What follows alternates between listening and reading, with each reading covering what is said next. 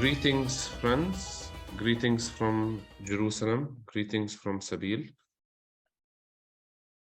Thank you for joining us again in another Sabil Kumi week.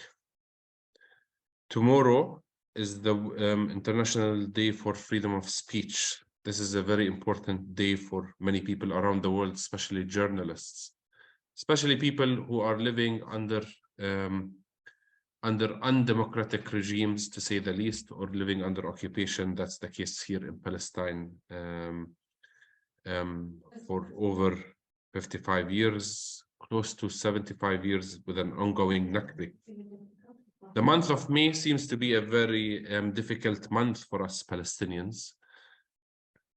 We commemorate and remember the Nakba, our ongoing Nakba since 1948, but also this year, in a week's time, or a little bit over a week, we will be also commemorating and remembering Shireen Abu Akleh, the most popular, familiar face for Palestinians who grew up in the last 30 or 40 years in Palestine.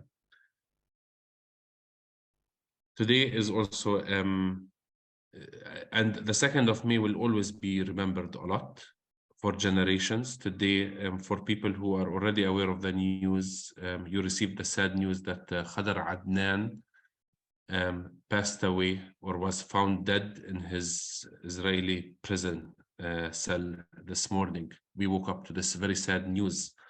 Khadr Adnan has become an icon for Palestinian nonviolent resistance, especially holding hunger strikes against administrative detention. Administrative detention, as many of you are aware of, is when Israel or the Israeli army holds Palestinians without knowing what accusations they're being held against, or without having an access to a military court. Not that we trust the military courts for justice, but at least in principle, that they can hold you for an indefinite time. So Khadr Adnan, who is also a parent of young children, passed away today. It's a very sad day for many people after 87 days of hunger strike. I want to thank you again, especially for the people who continue to be joining us in this meeting. Today we have 2 guests with us. The first guest is Tony Abu Akleh. Tony is the brother of the late journalist Shireen Abu Akleh. Thank you for being with us, Tony. Thank you for having me. It's our pleasure. I mean, Shireen Abu Akleh has impacted the lives of many Palestinians. I remember that we would get the news from back home through Shireen Abu Akleh. I cannot believe that what happened a year ago did actually happen. And I cannot also believe, I mean, it's what has, or the lack of developments since then. But Tony, could you please introduce yourself? That's the tradition at Sabil Kumi events. Okay, greetings to all. My name is Tony Abu Akleh, and I'm the only brother and sibling to Shireen. I was born in Jerusalem, born and raised in Jerusalem, and I've been working recently with the United Nations as an administrative officer. And I have my family was, of course, Shireen, my wife, my 2 daughters, and my son. Unfortunately, now Shireen was painfully taken from us, which leaves me with a very small family. That's very painful. We went through a very painful year, and now we are trying to pursue justice and for Shireen, and to maintain her legacy at the same time.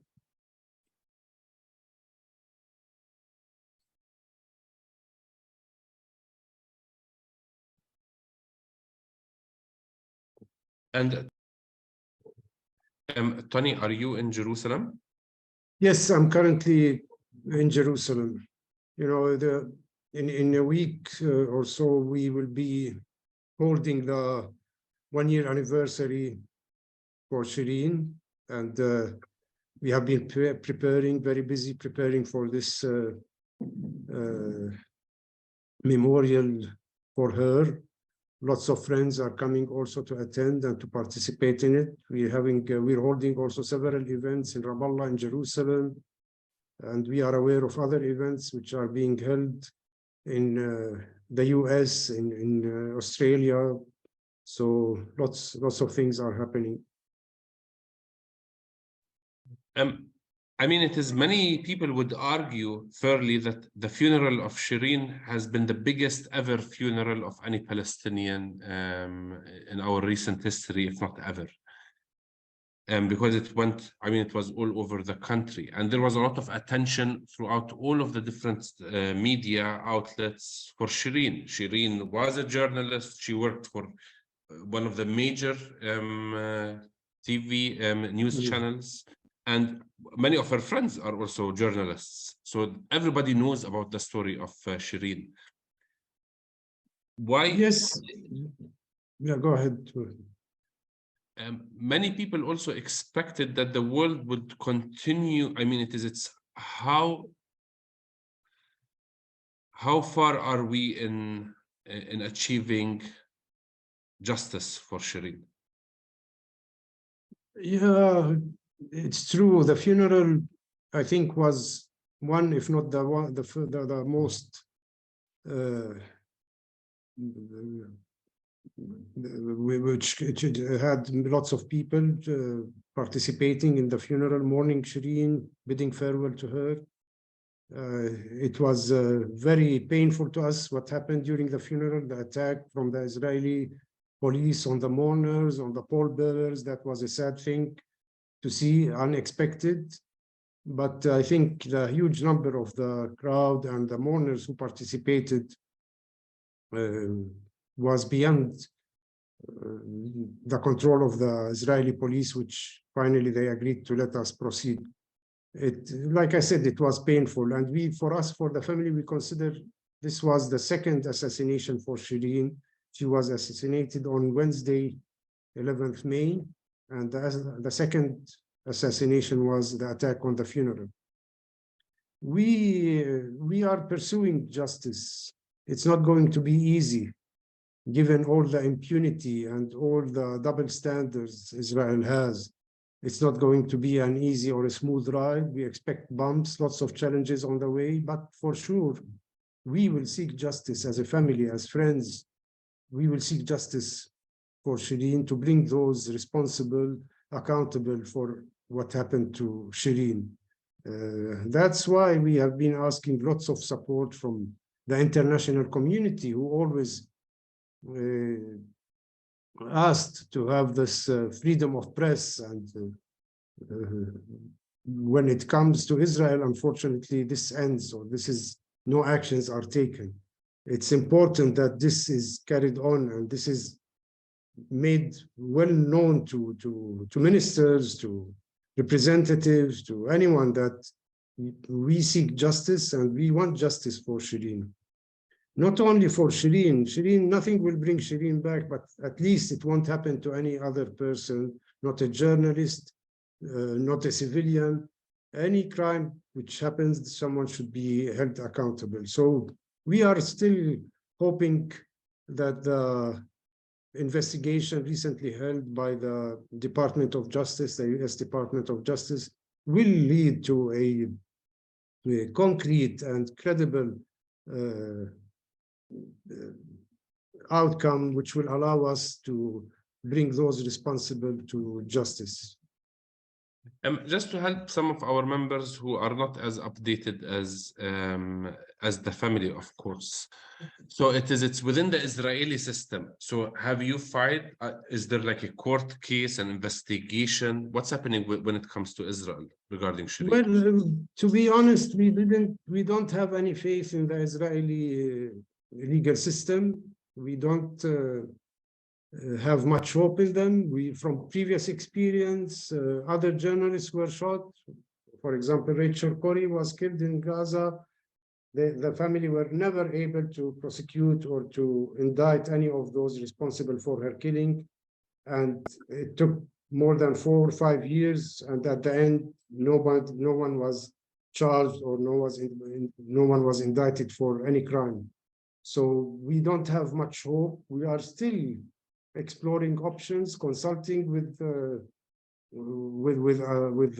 advisors, legal advisors who would be able to guide us through this legal process. We also have other options, of course, in the US or in Europe to prosecute those who are responsible, but it's not an easy process.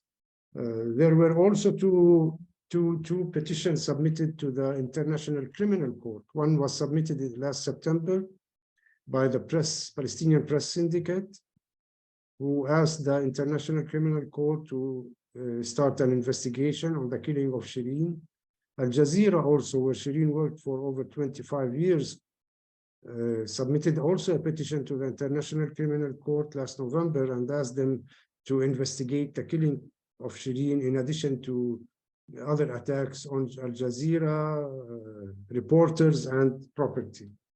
Like I said, it's challenging, but for sure, with our persistence and support and solidarity from friends, from colleagues, from parliamentarians, ministers, we will achieve justice. It's like I said, not only for Shireen, but for every journalist out there in the field, covering the field. I mean, just following the news, multiple investigations have taken place regarding the death of or the killing of Shireen. Some from major news outlets like CNN, others, I think the FBI announced that they have done or they're working on one. Do you have a record of all of the investigations that have taken place and what's their status? We have all these investigations from CNN, New York Times, Washington Post, Al Jazeera, Bet Salem even, United Nations also came up with a report. And of course, the last one was from Al-Haq. This was based on forensic architecture, and it was done in a way which proved without any doubt that the bullet came from an Israeli soldier who targeted Shireen. It illustrated the way where Shireen was standing, where the Israeli army were standing, how it was shot, how the sniper was able to see Shireen from a distance with his telescope. It was very detailed, and it was based on facts, based on eyewitnesses, which supported the outcome of this report, which I also accused, and not only accused, proved that Shireen was assassinated by an Israeli sniper. So we have all these reports, and we upload these reports, and we hope that the FBI investigation will bring the same results, and we hope it will be based on facts and eyewitnesses who were there, in addition to videotapes and video recordings which were taken at the time when Shireen was assassinated. In the beginning, I mean,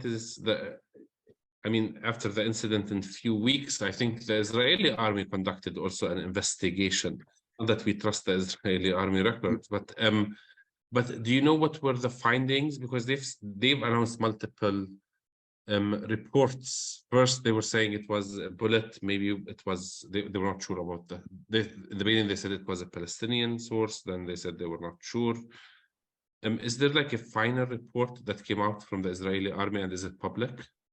We didn't see any reports from the Israeli army, nothing. There was a statement released sometime in September, which claimed it was unintentional mistake. And this cannot be accepted at all. In fact, as you mentioned, Israel came up with several narratives on the day of the killing, several videotapes, which they tried to elude justice and to to whitewash and to avoid any risk on the Israeli soldiers by saying that she was killed or shot by a Palestinian militant, which is absolutely incorrect. Several statements were released by the Prime Minister, by Minister of Foreign Affairs, and it was all removed a few hours after that because it was all wrong and it was not based on fact, just attempts to elude justice. We absolutely have no trust in the Israeli investigation, which we never saw, but if there is any, we never saw it. And we don't, we know from previous lawsuits that you can never get anywhere with them. They have a systematic mechanism set in place, which includes the army, the media, the legal system. They are in one cycle, in one chain, and they know how to get their people out of any wrongdoing. Many people, when we like at Sabil, we do lots of advocacy, and like one of the most, like, for many people would ask us this, which makes sense, you know. They say, why would Israel be so stupid? You know, it is, why would they target a journalist? Why would Israel kill, or I mean, it's cause the death of a Palestinian under hunger strike? You know, Israel does so many irrational stuff, and it's, you cannot, you know, it's in your opinion, I know that might be a difficult question to answer, but it's, what's the logic? Why is Israel doing this stupidity? Well, I believe that Israel is targeting intellectuals, like people who are very well known, people, journalists like Shireen, who have an impact on their acts, on their atrocities in the West Bank against Palestinians. And we all know the powerful voice of Shireen. Shireen, I think, was in every Palestinian home, if not in person, through the TV. So they wanted to silence, to put an end to the covering of these incursions in the Palestinian cities. And it's very well noted that, unfortunately, after the killing of Shireen, we haven't seen any live coverage from Al Jazeera or from any other news outlet while an incursion. It is only based on amateur videotapes released here and there, but we don't see any live coverage like before the assassination of Shireen. Israel is willing to silence or to kill or to eliminate anyone who jeopardizes these terrorist acts and savage acts they are exercising against civilians or against journalists in any way. And so that's why they are targeting intellectuals in a systematic mechanism, also in a policy which they believe that will keep them safe. In the name of security, they are willing to do anything, unfortunately. In the past year, you've been very busy. You've been meeting many important leaders around the world, or people at least recognized as international or world leaders. How do you feel it is? It's when you meet these leaders, like, what's the body language? What conversations? Do they know what's happening in Palestine? Are they skeptical? Whatever we did and whoever we met were aimed to achieve justice. Many of those who we met expressed, I don't want to exaggerate, but they are all aware of what happens in Palestine, what suffering the Palestinians are going through, but they don't want to come out publicly and speak about it. We met with several politicians. We met with US senators, with the Secretary of State, Mr. Blinken. We met with the Pope, many others also. And they all know what is going on, but they are not willing to come out in public and speak publicly about these atrocities. I mean, it's very clear that when there is an intention, I mean, it's all over the news. Many times we hear it. Israel has a very active spy network, and every now and then somebody gets caught. And the Israeli government and I mean, it's and the other international countries, they hold negotiations, and then there's people who are released, there's people who are accountable. So we know that government diplomacy works. Sorry, I couldn't hear when you are breaking up.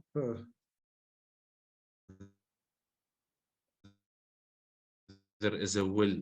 The will exists and works when they're negotiating for the release of spies or for asking Israel to do certain things. Do you feel that there is enough political will with the U.S. government, especially since Shireen is a U.S. citizen, to achieve justice? We had bigger hopes in the U.S. Administration to support us as since Shireen was an American. But this hope little by little diminished until 6 months later, we heard that the FBI started an investigation together with Homeland Security, and that's what we are looking forward to. We don't want another shock to the family. We were shocked when the US security coordinator released a statement on July 4th last year, claiming that the bullet was damaged and there was that the killing was unintentional. And this was very damaging to us, to the family, to achieving justice, and it was never based on any forensic examination or test to the bullet. The bullet was handed to the Americans, and on their turn, they handed it over to the Royal Canadian Police, who did this test, and they came back that the bullet was damaged. Unfortunately, there is a strong Israeli media here in Israel, in Palestine, in the West, which whitewash everything the Israelis do. So every crime committed, we have lots of or powerful Israeli media or pro-Israeli who immediately starts covering up or hardly mentions it, unless it's something related to something that an Israeli was injured or shot, then they will cover it. But if it's a Palestinian or even it's an incursion on Jenin, it's hardly mentioned in the news, because that's what the Israelis try to do. They don't want anyone to hear what they do, but on the other side, they want everyone to know what happens to them if someone throws a stone on them. It's reported in every single media in the world. And that's part of this mechanism they have. It's very important for us, for the family, to maintain this powerful pursuit for justice, together with support we receive from people like you, from all over the world, will help us achieve justice and end the double standards and the impunity. The media can be so powerful, but yet can be damaging if when Shireen was assassinated, we saw the Israeli media trying to whitewash what they did. And that was very sad. She was a journalist, and they should have supported, or at least spoke what they saw or what the truth was, to base anything they say on facts. Some of our friends from the UK are asking, have you met with any politicians or anyone in the UK to raise Shireen's case? Have you had any response? We did, yes. We received several visits from UK parliamentarians and other European parliamentarians. And we are hoping to have to join one of the events, which is scheduled next week, and to speak to the UK Parliament. Also in a pursuit to ensure support to Shireen's case and to ensure a just legal actions are taken to hold whoever did this accountable. You said earlier that there's less coverage of or live coverage of Israeli military incursions into West Bank cities like Jenin and Nablus. Do you think that the killing of Shireen Israel succeeded in the killing of Shireen to intimidate journalists and to frighten them? I hope not. I'm sure it won't. The Palestinian has been very determined to report and to bring up all the sufferings they are going through. And we are very sure that many female journalists, especially female journalists, will be out there and will be as powerful, hopefully, as Shireen.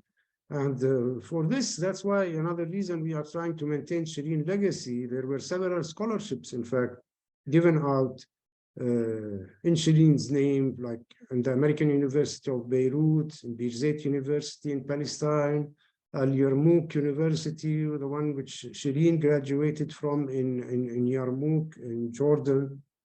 Canada, there was also Carleton University.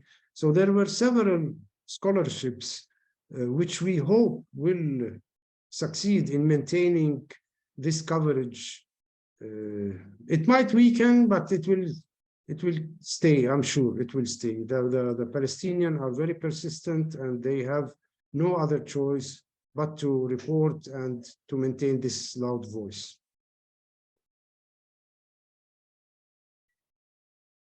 One of our friends in the UK is writing, we had a memorial service in Fleet Street where many prominent journalists came. However, many journalists and politicians chose to sit in an area where the TV cameras could not pick them up. So it's not only in Palestine, it seems that many of them are also afraid or don't want to be portrayed as too pro-Palestinian, even when it's defending another journalist. But I mean, it's not in a way just to understand the international logic. We have the case of Khashoggi in Turkey from Saudi Arabia. Then we have the case who was also a journalist, a human rights activist. We have Shireen Abu Akleh, and we have dozens and dozens of less known journalists who have been either shot, killed, or arrested and intimidated, or even fired from their jobs. Is the freedom of speech at risk? Of course, the freedom of speech. That's why we have this International Press Day tomorrow, to maintain freedom of speech. And the sad thing, we heard President Biden speaking about freedom of speech, freedom of press, all this. But when it came to Shireen, the same thing, they fell lots short from achieving justice for her. Unfortunately, the media is very biased, and this is not helpful to our case. Nobody wants to be called anti-Semitic, but they don't mind if anyone accused them that they are pro-Israeli, and that's very damaging to our case. The Palestinians are not terrorists like everybody tried to, or like Israel tried to show us. We are simply trying to resist this occupation, this savage occupation. The killing of Khashoggi or the killing of Shireen are crimes, both of them, and there should be a just investigation. What we asked from day one, not to politicize the investigation, not to politicize what is going on and all this, and that's what we hope. So we want, there was a crime committed, we want a simple investigation like any other crime to be held out and to have an outcome, a just outcome, credible, based on facts. So it's sad to see this. I don't know what to call it, yellow media probably, but it can be very damaging. Yes, it can be very damaging. Unfortunately, we cannot go through all of the different questions. So there's only 2 more questions that we're going to address.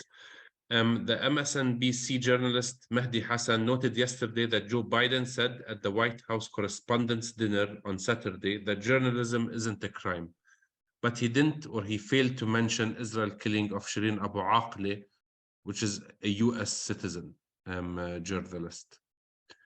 How can people, so we have another question is how long should we wait for the FBI report? Who can we contact to let them know we haven't forgotten and demand justice? Well, time is going to be an issue. It's not going to happen overnight. These are there is a lengthy process we have to follow. Some information are even sensitive, we don't even mention, but it's not going to happen in a year or two, that's for sure. But what we can assure you that we will continue our search and our pursuit for justice to achieve this justice. Like I said earlier, it's bumpy, it's a bumpy road, but we have to take it. Yeah, like I mentioned, President Biden unfortunately wants us to move on, and that's the message we received from the State Department, that we have to move on, but this is something we will not do, and this is something that we will pursue. As I mentioned again, the Department of Justice, US Department of Justice, decided to open an investigation, which was based on support we received from US senators who asked and who questioned the Secretary of State, Mr. Blinken, and even wrote to President Biden asking him, what are you doing to achieve justice for Shireen? It's too bad that this wasn't mentioned by him. And again, probably if it was an Israeli, I'm sure he would have mentioned it. Like I said earlier, we need maybe to polish our image better. On the issue of supporting, what can we do is you just have to keep mentioning Shireen in every meeting you have with your representative, with your society, with your in your events. This is the only way to put pressure on everyone, whether European, whether American, whether Canadian, Australian. That's how you can put pressure and you can support us, asking for Shireen, justice for Shireen. Have the European Parliament or commissioners shown any support to a real investigation, or have they just supported the Israeli narrative? Well, we received lots of support from the European Commissioner here in Jerusalem. He was very supportive, and he was with us for the first few months.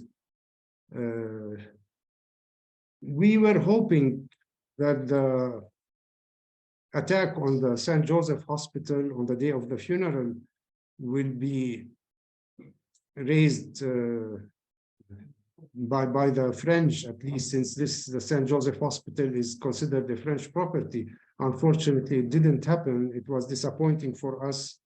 We were at least looking for a lawsuit for this attack on the hospital. They entered the building, they shot grenades, stun grenades and gas grenades over the hospital. And this just also went without any action taken by the Europeans. This was sad, really. But unfortunately, our problem is with the Israelis, which they get lots of support from the EU. And that's weakening our position in a way, despite all the facts that we have, which accuses Israel as the one who targeted and killed Shireen. Thank you very much, Tony, for being with us. This is another meeting, another reminder that we must continue doing the work.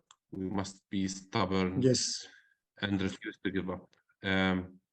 In full solidarity, Arif, thank you. we would encourage, if there are things that we can help by sharing with our groups of activists or members, please let us know.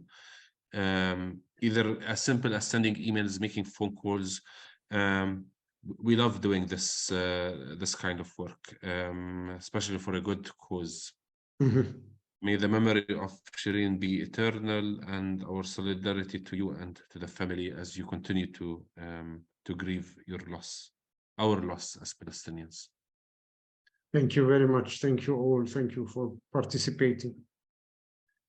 We have also today with us a good friend of mine, an amazing person who is also a journalist, Alif Sabbagh. I think he is the only person I know who is named Alif.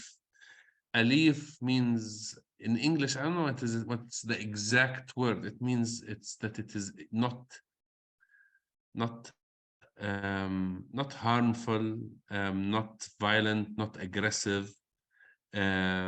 very kind. It has like different meanings, but I mean, Alif is a very strong Friend of people. advocate for human rights. How are you, Alif? كيف حالك? أهلا وسهلا. Alif, although Alif speaks English, he prefers to speak in Arabic, our native tongue. But so it's أهلا وسهلا, Alif. So I will be doing some translation. I hope I do not lose the context or the power of your messages. Where are you joining us from, Alif? I'm from Boqea village in the Galil, north of Israel or north of Palestine. I prefer to speak in Arabic, not in English, because I'm not speaking English fluently as you are. So I hope you can translate. I would disagree. I disagree. I think your English is very good, Alif. But I'm happy to translate whenever you want me, inshallah. إن شاء الله. طيب أنا اسمي أليف صباغ، وعمليا أنا أعمل في الصحافة وأعمل باحث في الشؤون الإسرائيلية ومحلل Alif سياسي. Sabbagh is a journalist and a researcher specifically on Israeli matters. نعم، أنا يعني لدي دراسات عديدة، منها منشور باللغة الإنجليزية ومنها باللغة العربية. أهمها باعتقادي هو الصراع على المياه في الشرق الأوسط. He has already published many material in both in English, Arabic, and his specialty is also on water issues in the Middle East. وبالذات عنوان الدراسة هو المياه في استراتيجية الأمن الإسرائيلية. Specifically, how water works is an integral part of the security strategy of Israel. وهذه الدراسة يعني منشورة في كتاب صادر عن المؤتمر الدولي الأول للمياه في الشرق الأوسط منذ عام 92. His study has been already published in 91. In the first 92. His study has been published in the first book in 1992 that addresses water issues in the Middle East. دراسة أخرى عن الجولان الفلسطيني. الكثيرون لا يعرفون ما هو الجولان الفلسطيني. Another study is specialized on the Golan Heights, the Palestinian Golan Heights. نعم، وعن الاستيطان في الأغوار الفلسطينية، وهذه دراسة منذ عام 95 أيضا. And from 1995 he has been publishing studies on settlements in the Jordan Valley. بطبيعة الحال لا أريد أن أذكر كل الدراسات إن الوقت لا يسمح بذلك، ولكن في العشر سنوات الأخيرة وأكثر من 10 سنوات أعمل محلل سياسي في عدد من الفضائيات العربية، منها الميادين والجزيرة وآي 24 وعدد كبير من الفضائيات مختص بالشؤون الإسرائيلية. For the past 10 years, Alif has been working as a political analyst in major TV news stations like Al Jazeera, Mayadeen, and many others. أتابع بدون شك الحالة الإسرائيلية في الوقت الحاضر وسياسة الحكومة الإسرائيلية الجديدة وممارساتها، بالذات ممارسات بن غفير. Currently, he is very much focused on the Israeli government, on the new Israeli government, with a special focus on Ben Gvir, one of the most radical Israeli members of Knesset. فاتني أذكر أنه في العام 86 قدمت دراسة ماجستير عنوانها الصهيونية وخطر الفاشية في إسرائيل. In 1986, I have published a study that is on Zionism and the threat of fascism in the Israeli politics. وقلت آنذاك أننا سنصل إلى حالة تكون فيها الصهيونية عارية، مكشوفة، مفضوحة. I have predicted and expected that we will reach a moment in time that Zionism will be transparent to expose its racism and its violence.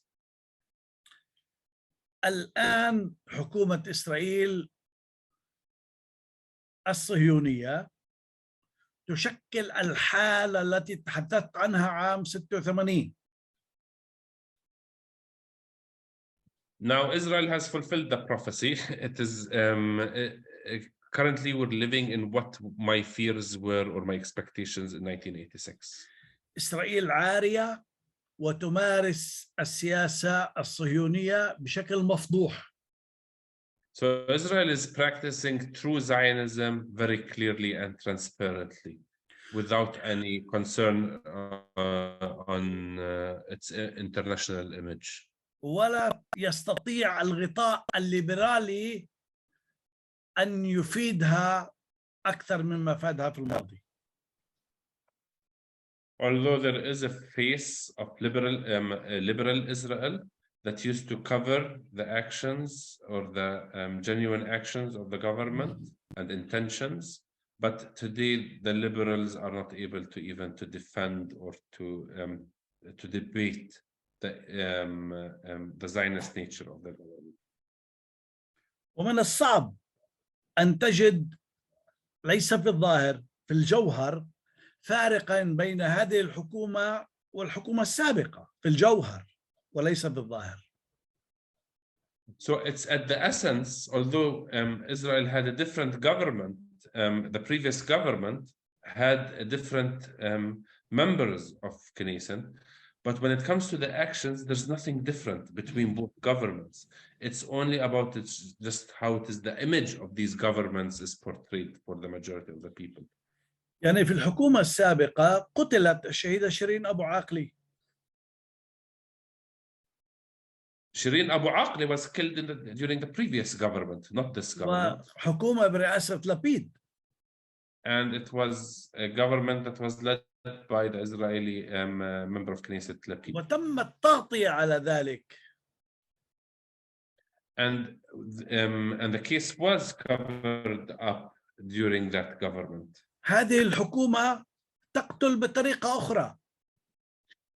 The current government is killing in a different way. بمعنى الشكل مختلف. Only the nature of the killing has become هذه الحكومة different and more تقتل visible. بطريقة سادية تترك الجريح ينزف حتى يموت وتترك المضرب عن الطعام. It kills and commits its crimes without feeling that there is a need to cover up. Even a Palestinian prisoner who is under hunger strike, who suffers from a medical condition, is permitted just to lie down and die. تترك المضرب عن الطعام أن يموت دون أي اهتمام بحياة الإنسان. So even if he will surrender to the Israeli narrative about what happened to Khadr Adnan, they allowed him to die in his cell without any medical attention. خضر عدنان على سبيل المثال اعتقل حوالي 10 مرات. Khadr Adnan has been arrested close to 10 times by the Israeli military. منها اعتقالات إدارية يعني بدون تهم بدون لائحة اتهام. Most of these arrests have been done under administrative detention without being accused or appearing in front of a court.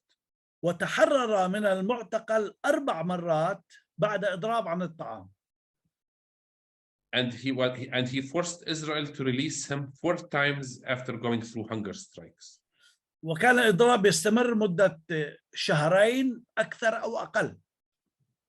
And on average, these hunger strikes would take around 2 months, a little bit less, a little bit more.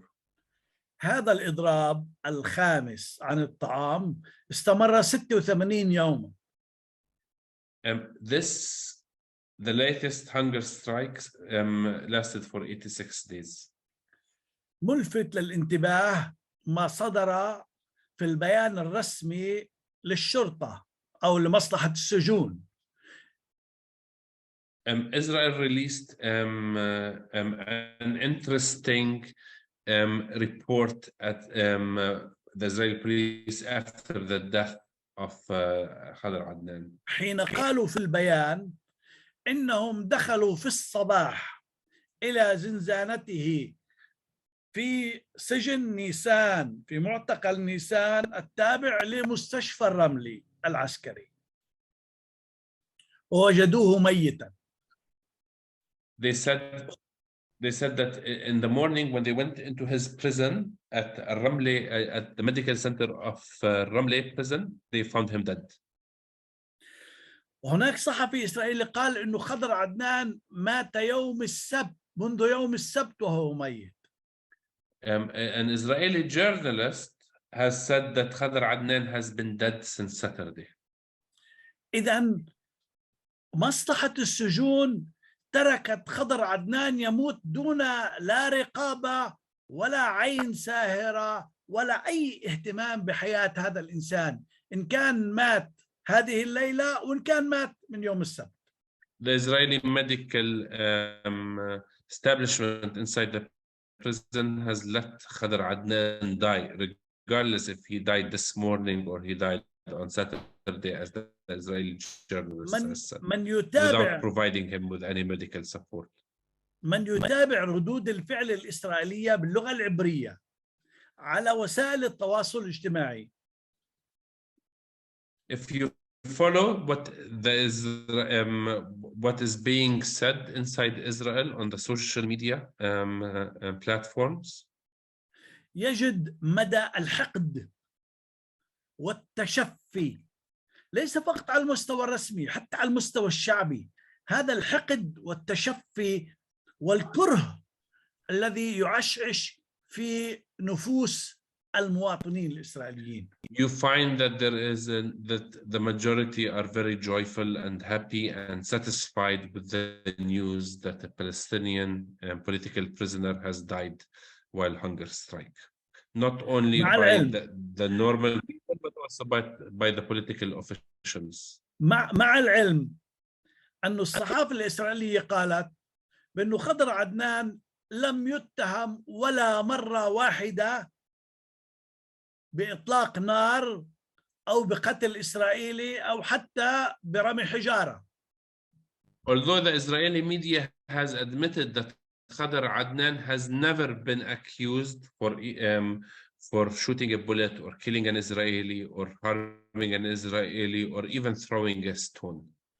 وأن لائحة الاتهام الأخيرة تتضمن عضوية خضر عدنان، وهي معروفة يعني ليست سرا في حركة الجهاد الإسلامي، وأنه يقوم بنقل الأموال إلى العائلات، إلى عائلات الضحايا، إلى عائلات الشهداء. The only accusation is that he belongs to a political party, the Islamic Jihad, and he is responsible of helping the families of Palestinians killed by the Israeli army financially by fundraising. إنه هذا الذي لم يقتل أي إسرائيلي كيف يتعاملون معه؟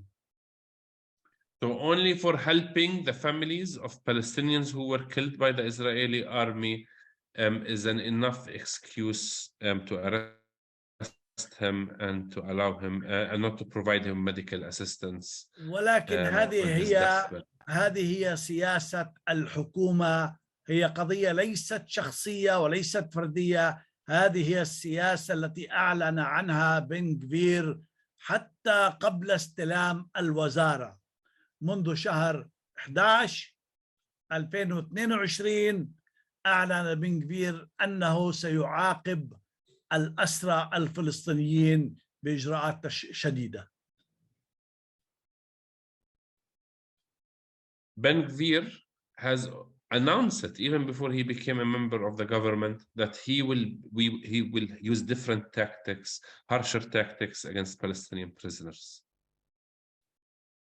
سياسة بن غفير والحكومة الحالية وحكومات سابقة، دعني أتحدث عن الحكومة الحالية، تقوم على ليس فقط التضييق على الأسرى الفلسطينيين، وإنما استخدام الأسرى كحلقة ضعيفة لا تملك قوة للدفاع عن نفسها سوى الإضراب عن الطعام. Palestinian prisoners have no power to defend their rights except going through a hunger strike. That's the only tactic that they have to defend their rights against the الهدف Israeli. من ذلك هو قمع معنوية الشعب الفلسطيني. It also, Israel has the intention to stop the sumud and the steadfastness of the Palestinian people. وإيصال الشعب الفلسطيني إلى نقطة الإحباط واليأس. They want the Palestinian people to lose hope in the ability or into the productivity of resistance to accept the occupation. وهذا يأتي ضمن العقيدة الجديدة القديمة للحركة الصهيونية بضرورة أن إيصال الشعب الفلسطيني إلى حالة من اليأس، وهو ما يسمى انتصار إسرائيل. This is a continuation of the Zionist agenda of how to make sure that the Palestinians are unable to resist the Israeli occupation and the projects of Zionism. يجب أن ننتبه إلى مشروع منذ عام 2015 سمي مشروع انتصار إسرائيل، يقوده منتدى الشرق الأوسط في واشنطن، مركز أبحاث منتدى الشرق الأوسط في واشنطن. Already, the committee for the studying of the Middle East, Forum of the Middle East, the Forum of the Middle East in Washington in 2015 has already published their plans of how to achieve total victory for Israel. هذا المشروع، مشروع انتصار إسرائيل، يتم تبنيه من قبل هذه الحكومة، وكل التضييقات التي تجري على السجناء الفلسطينيين وعلى الشعب الفلسطيني بشكل عام تأتي ضمن هذه الاستراتيجية. So if you look at the strategy and declared plans, you will find that there is an amazing resemblance of that Israel, the new government, is implementing these policies produced in Washington. لماذا أقول هي العقيدة الجديدة القديمة؟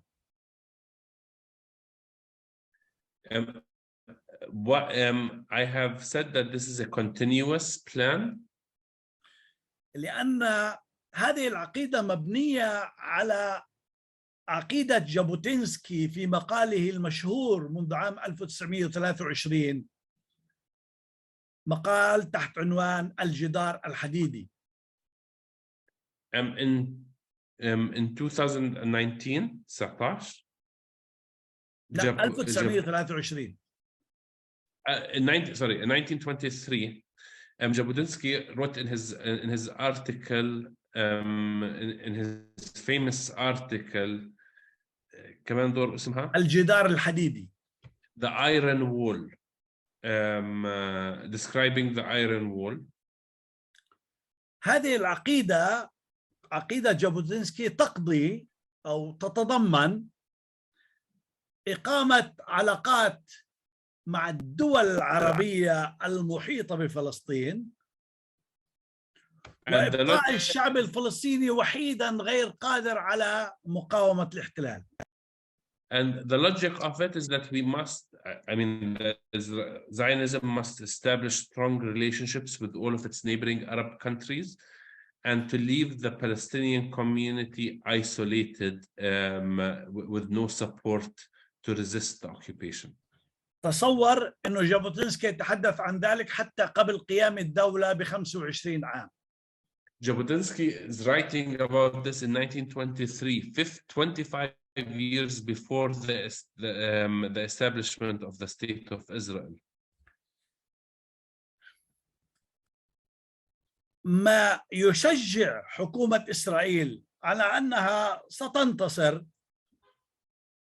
What is encouraging the State of Israel that it will achieve victory? عاملين أساسيين. Two factors. الأول هو الدعم المطلق من الغرب. The first one is the unconditional support and total support from the West.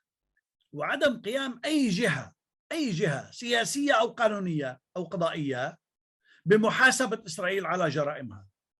And that there is no political entity or even a judicial entity that is able to hold Israel accountable for its crimes.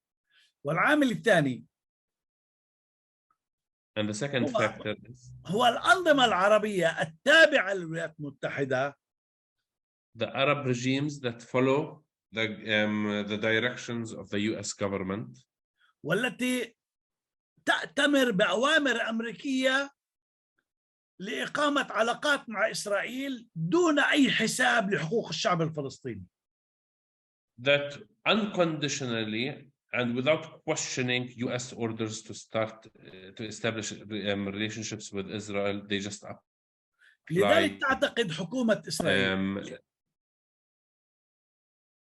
لذلك تعتقد حكومة إسرائيل So the Israeli government strongly believes أن يدها مطلقة وحرة أن تفعل ما تشاء، لا في قانون دولي بحاسبها ولا في أنظمة عربية بتحاسبها. So Israel strongly believes that it has impunity. There is no threat from the Arab world and there is no threat from the international community to hold it accountable for its actions. نسمع من الولايات المتحدة قلق. The US government expresses its concerns, the same with the European Union. ومن أوروبا أيضا قلق أو استنكار أو يعني انتقاد، ومن الدول العربية تنديد، ولكن كل هذه هي ضريبة كلامية. A part of the statements, the verbal oral statements that the governments issue, there isn't anything that is tangible that is holding Israel accountable. وما لم تكن هناك إجراءات حقيقية عينية لمحاسبة المسؤولين الإسرائيليين، إن كان رئيس حكومة وإن كان وزير مثل بن غفير وإن كان وزير أمن وإن كان ضابط وإلى آخره، ستبقى الأمور على ما هي، ستبقى سياسة إسرائيل على ما هي. Without changing the accountability, the tactics and the ability to hold Israel accountable, things will just continue to be the same and worsen. وسيضطر الشعب الفلسطيني إلى مقاومة الاحتلال بكل الوسائل المتاحة بما في ذلك الوسائل العنفية.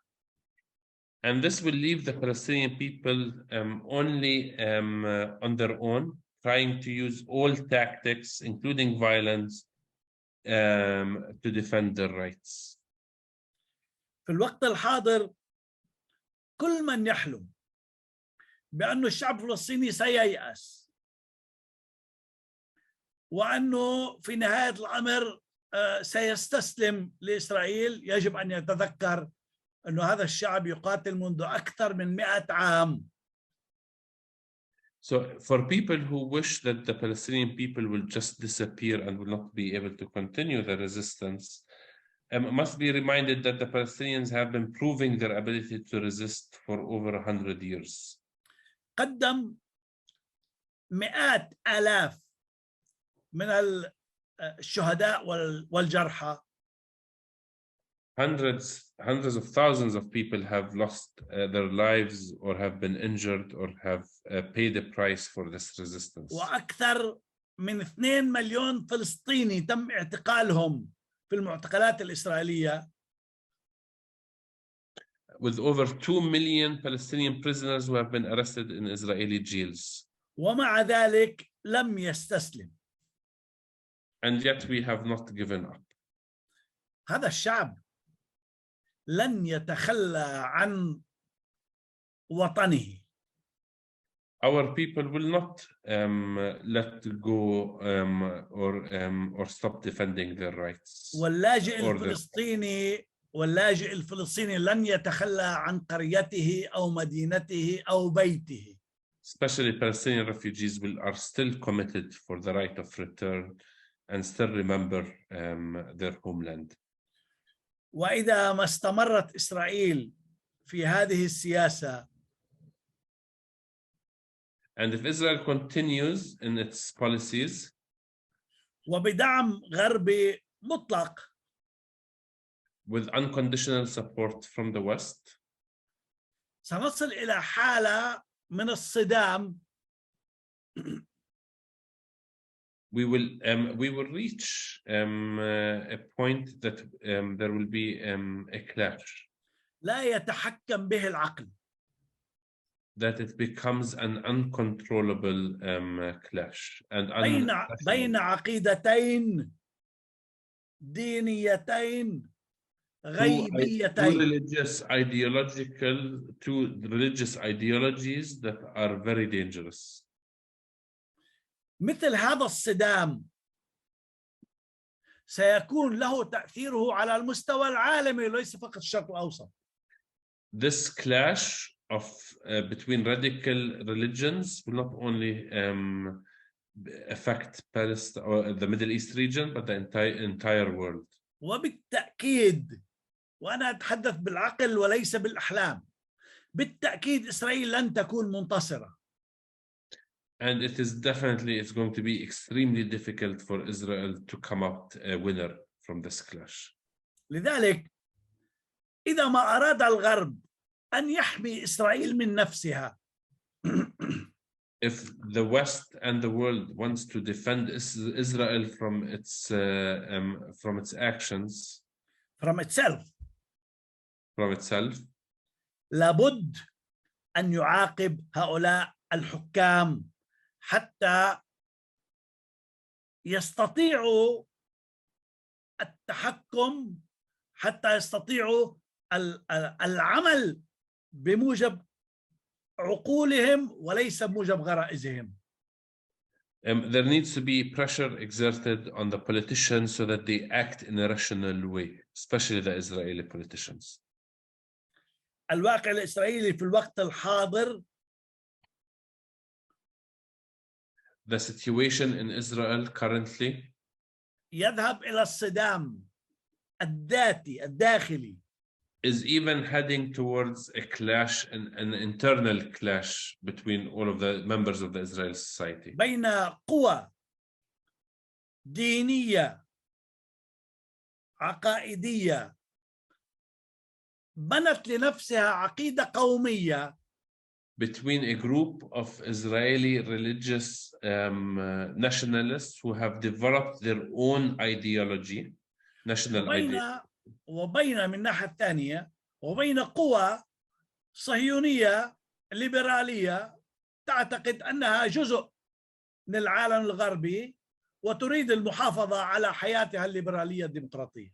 And a group of liberals inside Israel who genuinely believe that they are part of the Israeli of the Western world, democratic liberal Western world. في الوقت الحاضر هناك محاولة لجسر الهوة بين الفريقين. There are attempts to bring these two groups together.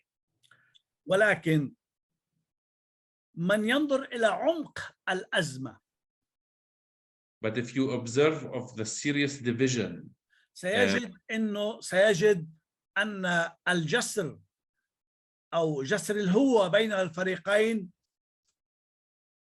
لن يكون سهلا. will understand that it is very difficult to bring these two groups together. وفي نهاية الأمر سيكون لصالح القوى اليمينية المتطرفة والقوى الفاشية معها. And it is clear that the right wing and extremist religious groups inside Israel are going to win this battle or this debate. هذا المعسكر معسكر بشكر نتنياهو بس 3 دقائق أكثر من هيك. نعم أنا أنهيت. هذا المعسكر معسكر نتنياهو يشكل ليس فقط 64 عضوا من 120. The group that supports Netanyahu is not only 64 members out of 120 members of Knesset. هو يشكل غالبية أكبر بكثير من 60% من المجتمع الإسرائيلي. It represents the wider majority of the Israeli society. لذلك أمام القوى الليبرالية الحياة صعبة.